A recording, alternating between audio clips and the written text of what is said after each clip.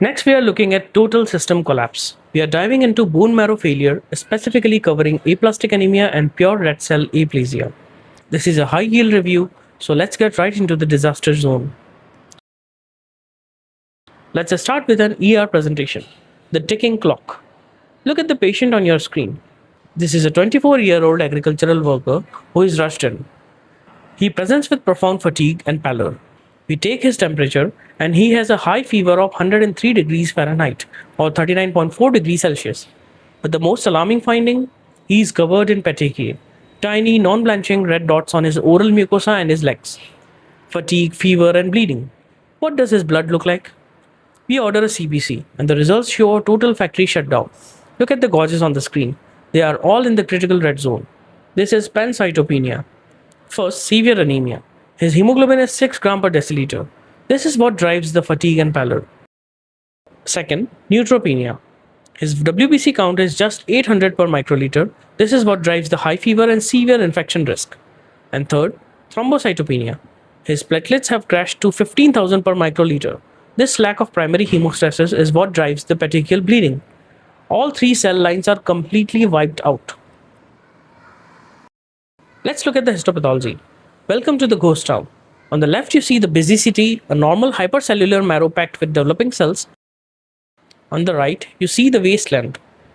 Notice the text on the screen. Aplastic anemia is actually a terrible misnomer. It should be called aplastic pancytopenia because all cell lines are gone. If you do a bone marrow aspiration, you get a dry tap. The stem cells are annihilated, leaving only an empty desert of fat cells or adipocytes. So what dropped the bomb? For your exams, you must memorize the aplastic hit list. Toxins. Benzene found in industrial solvents and pesticides. As this slide says, this is the exact link that triggered our 24-year-old farmer. Pharmacology. Watch out for chloramphenicol, which causes irreversible marrow suppression. Also, alkylating agents like busulfan and anti-seizure medicines and anti-seizure meds like carbamazepine and phenytoin. Viruses. This is a huge exam trap. Seronegative hepatitis, non-A, non-B, non-C. Watch for a vignette with a 2-month post-jaundice delay before the marrow shuts down. Also linked to EBV, CMV and HIV. Idiopathic. In over 50% of cases, we don't find a direct trigger. Autoreactive T cells aggressively slaughter the patient's own stem cells. Now pay attention to this massive exam trap. Fanconi anemia. If a child presents with pancytopenia, look for this. The genetic mechanism is an autosomal recessive defect in DNA cross-link repair. Everyday oxidative stress leads to unchecked apoptosis and marrow death. Memorize the clinical checklist on your screen. Absent or hypoplastic thumbs and radial bone defects, short stature, cafe au lait spots, and a severe risk of developing AML or acute myeloid leukemia later in life. Let's switch gears to a highly specific variant. Look at PRCA, pure red cell aplasia, the targeted assassin. What if you run a CBC and the WBCs are normal, meaning no fever? The platelets are normal, meaning no petechiae, but the hemoglobin is a critical 5 gram per deciliter and the retics are at 0%. Read the takeaway. The broader factory is perfectly intact, only the erythroid precursors have been assassinated. This is pure red cell aplasia. Who is the assassin? The viral sniper, parvovirus B19. Look at the mechanism. It has a deadly tropism directly for the P antigen on RBC precursors. Look at the comparison on the screen. In a normal patient with a 120-day RBC lifespan, if the virus pauses the marrow for 1 week, it just causes a mild, unnoticeable anemia. But if parvovirus B19 infects a hemolytic patient, like someone with sickle cell or spherocytosis, who has a 15-day RBC lifespan, and pauses their marrow for 1 week, it triggers a catastrophic aplastic crisis.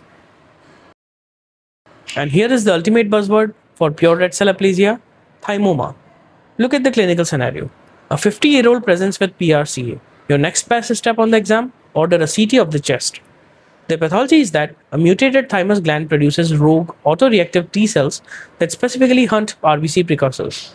Surgical resection often cures the anemia. Watch out for the associated trap. Thymomas are heavily linked to myasthenia gravis. Watch for vignette clues like ptosis or drooping eyelids at the end of the day. Let's lock this down.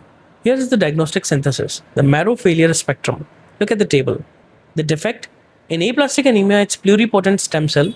In PRCA, it's the erythroid precursors only. CBC readout, aplastic gives you pancytopenia. PRCA gives you an isolated severe anemia. Retics, both are at 0% because production is halted. Key triggers, for aplastic think benzene, chloramphenicol, hepatitis and Fanconi. For PRCA think parvovirus B19 and thymoma. Take a screenshot of this matrix. Finally, how do we treat the wasteland? We use intense immunosuppressants like ATG and cyclosporin to stop the T cells. Or we do a full bone marrow transplant to replace the factory completely. But I leave you with a teaser. We have seen what happens when the factory is completely destroyed. But what happens when the off switch breaks? What happens when you get a hyper-proliferative nightmare resulting in thick, viscous, unpumpable blood?